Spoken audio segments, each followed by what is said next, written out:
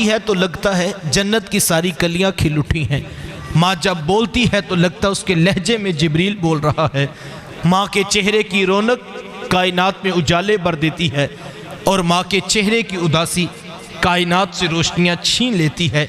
ماں باپ کس قدر اہمیت کے حامل ہیں۔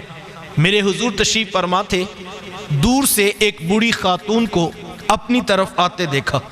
آقا کریم علیہ السلام کی نظر پڑی تو میرے حضور اٹھ کھڑے ہوئے، میری ماں پکارتے ہوئے اور دوڑ لگاتے ہوئے ان کے قریب پہنچے۔ پھر کندھوں سے وہ چادر اتار کر نیچے زمین پر بچھا دی، جسے میں اور آپ کائنات کا قیمتی اثاثہ سمجھتے ہیں۔ اپنی والدہ کو اس چادر کے اوپر بٹھایا، کان لگا کر گھنٹوں ان کی باتیں سنی، اور جب وہ بوڑھی خاتون خود اٹھ کر واپس جانے لگی تو کسی نے راوی سے پوچھ لیا، یہ آنے والی خوش قسمت خاتون کون تھی کہ حضور علیہ السلام نے اپنے کندھوں کی چادر ان کے قدموں کے نیچے بچھا دی؟ تو بتانے والے نے بتایا کہ تمہیں نہیں پتا، یہی تو حضور علیہ السلام کی رضائی والدہ حضرت حلیمہ سعدیہ سلام اللہ علیہ تھا۔ سگی ماں تو سگی ماں ہے یار، میرے حضور نے دودھ پلانے والی ماں کو بھی اتنی عزت عطا کی ہے۔ ماں باپ کیا ہوتے ہیں یہ زمانے کو میرے حضور علیہ السلام نے آ کر بتلایا۔ آقا کریم علیہ السلام ایک دن صحابہ کو نماز پڑھانے آئے، تاحد نگاہ صحابہ نے اٹھ کر حضور کا استقبال کیا۔ محبتوں برا یہ ہجوم دیکھا تو چھم چھم آنکھوں سے آنسو برسنے لگے۔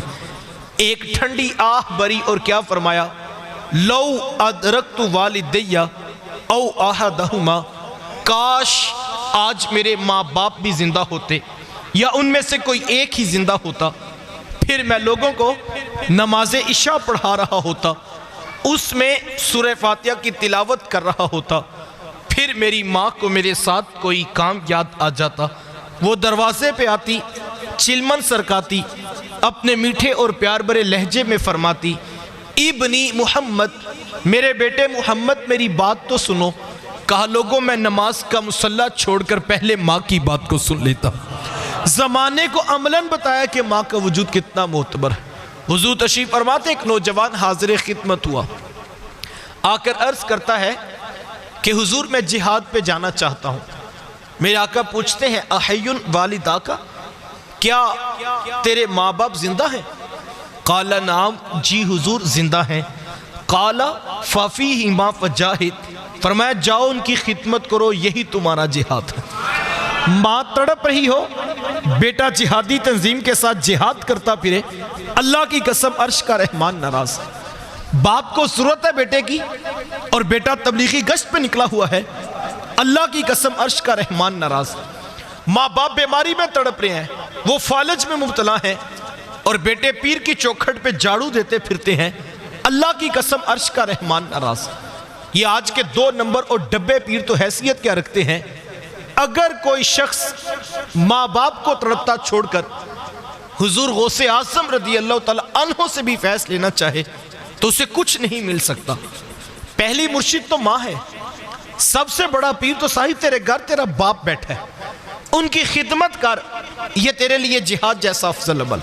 اور یہ میں نہیں کہہ رہا، یہ اللہ کے رسول فرما رہے ہیں۔ لیکن آج ہم اپنا محاسبہ تو کریں، کوئی پیر کی چوکھٹ مل کے بیٹھا ہے، کوئی یاروں کی ٹولیاں بات کرتا پھرتا ہے، اور کوئی کرکٹ کے میدان کا کپتان بنا ہوا ہے۔ اگر تو بیٹا ماں باپ اجازت دیتے ہیں، دیگر بھائی ان کی خدمت کے لیے موجود ہیں، اور ماں باپ بھی یہ کہتے ہیں بیٹا آپ اس کام کو توجہ سے کرو، تو یہ ایک الگ بات ہے۔ ورنہ ماں باپ کو تڑپتا چھوڑ جائے اور یہ خیال کرتا پھرے کہ میرے لیڈر یا تنظیم یا پیر سے کچھ ملے گا، تو صاحب کسی چوکھٹ سے کچھ نہیں ملے گا جب تک ساتھ میں ماں باپ راضی نہیں ہوں گے۔ یار یہ کیسا ستم ہے، 60 سال کا بوڑھا باپ صبح کے وقت اٹھ کر جوان بیٹے کی منت کرتا ہے اور کہتا ہے بیٹا آج دکان پہ رش زیادہ ہے، گاہکوں کی بھی بھیڑ ہے، اور میری طبیعت کچھ ٹھیک نہیں، تو بیٹا تم ذرا دکان پر وقت زیادہ دینا۔ تو نوجوان آگے سے کیا کہتا ہے، کوئی جیتا ہے تو جیے، کوئی مرتا ہے تو مرے، میں نے جمعرات کو دربار پہ ضرور جانا۔ یہ دین کس نے سکھایا بھئی؟ یہ اللہ کے رسول کی تعلیمات تو نہیں ہے، اور نہ ہی یہ دربار والوں کی تعلیمات ہے۔ یہ آج کے ان پڑھ جاہل کاروباری صوفیوں کا مسئلہ ہے. یہ ایک کاروباری شخص کا مسئلہ ہے کہ آج حاضری کم کیوں ہے. اللہ والے کو یہ کوئی ٹینشن نہیں کہ میرے دربار کے اس پر کتنے لوگ آتے ہیں. اللہ والے تو یہ تعلیم دیتے تھے کہ بیٹا اگر ماں باپ راضی ہیں تو پھر ہمارے پاس سے تمہیں کچھ ملے گا. اور جو پیر یہ تعلیم نہ دے اور اپنی ذات کا طواف کروائے وہ کاروباری شخص ہے. ماؤں سے بیٹے چھیننے والے اللہ کے ولی نہیں ہوتے. گھروں کو چھوڑ کر جانے والوں کو واپس ماؤں کے قدموں میں کھڑا کرنے والے اللہ کا ولی ہوتا. تو ہمیں یہ تعلیمات دی گئی. تو یہ حضور کا دین نہیں ہے، یہ کسی شخص کا کاروبار ہوگا.